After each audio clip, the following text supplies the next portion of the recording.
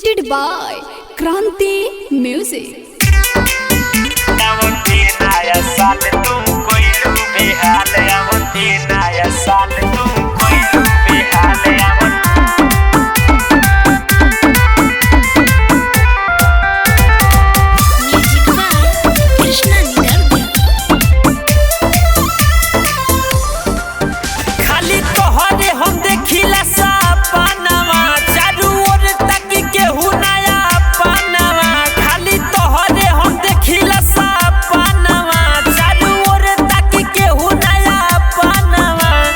दूसरी छुई ताहर गोरे गोरे गाले अब दूसरी छुई ताहर गोरे गोरे गाले आवते नया साल तू कोइलू बेहाल आवते नया साल तू कोइलू बेहाल आवते नया साल जान कोइलू बेहाल आवते नया साल तू कोइलू बेहाल आवते नया साल तू कोइलू बेहाल आवते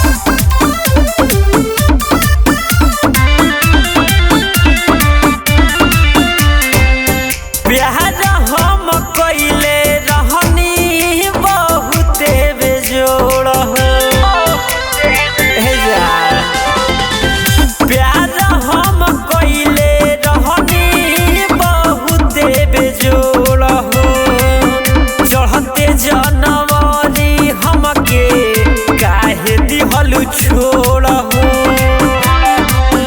अब हो गइल बावे हमार जियल मोहाल अब हो गइल बावे हमार जियल मोहाल आवते नया साल तू कोइलू बेहाल आवते नया साल तू कोइलू बेहाल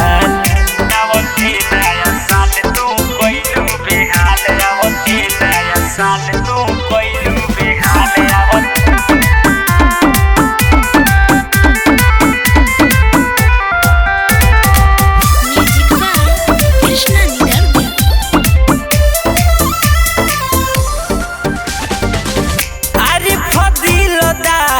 के तू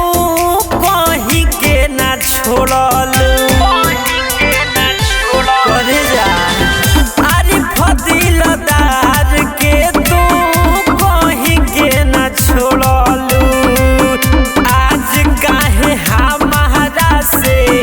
जान मुँह मोड़ल